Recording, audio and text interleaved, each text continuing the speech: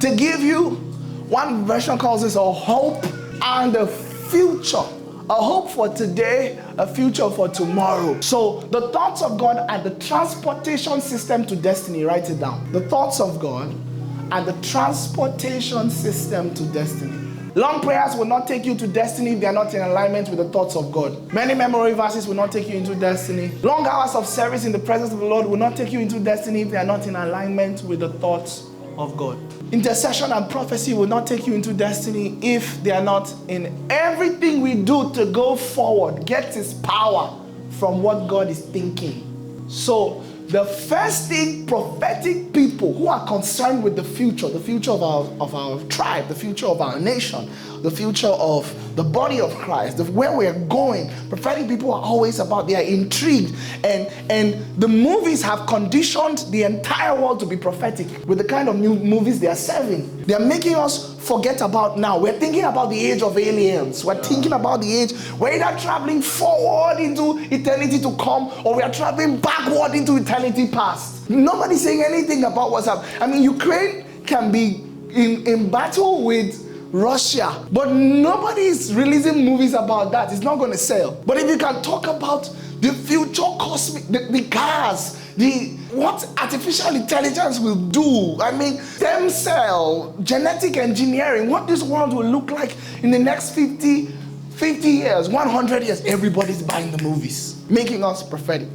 And so prophetic people must go into the week. We cannot be leading a prophetic life, and what we are feeding on are the thoughts of movie makers who have been face to face with the devil. We must be people who know spiritual intelligence, who are listening to the thoughts of God. That's how we travel prophetic. So movies are good until the day that you notice that the thoughts of movie makers are intercepting the thoughts of God in your life. That's the day you burn everything. That day somebody just, your destiny was your expected end. The day you just notice there's anything in your space is rising, is contending with your ability to follow God's thoughts through and receive them and build your peace around what God is thinking, not your haves or have-nots. Until that day come when you can pray for things and cry, and when you finish praying, a joy fills your heart, not because somebody had knocked on the door to give you what you just prayed for, but something connected you. Your intercession connected you to God's thoughts. And you have learned to build your joy around the promise, the hope. That high hope of calling.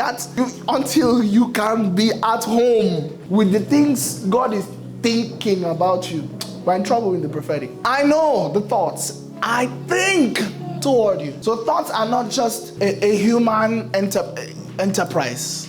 God is thinking, said the Lord, thoughts of peace and not of evil. So what you call your books of destiny are actually the outplay of the thoughts of God. That thing you call your book is human language to describe something that is too ethereal, is far. Because the thoughts of God toward you connect you with a whole generation within His will. When God thinks about you, He's thinking about what He's going to do in your life and how it's going to be connected and affect many generations to come that you may never see. So the thoughts of God towards you are a complex, compound system of thoughts. It's not the cars you buy, the food you eat, the children you give birth to. That's how men think. When God thinks about you, it's how He's going to position you in the big jigsaw puzzle. Put you in a position you in a place that will set the course for many other things He will do throughout human history. And that's why she was saying, some people will come in your chapter 2 and some people will go out in your chapter 3 because your purpose is yours. Your destiny is not.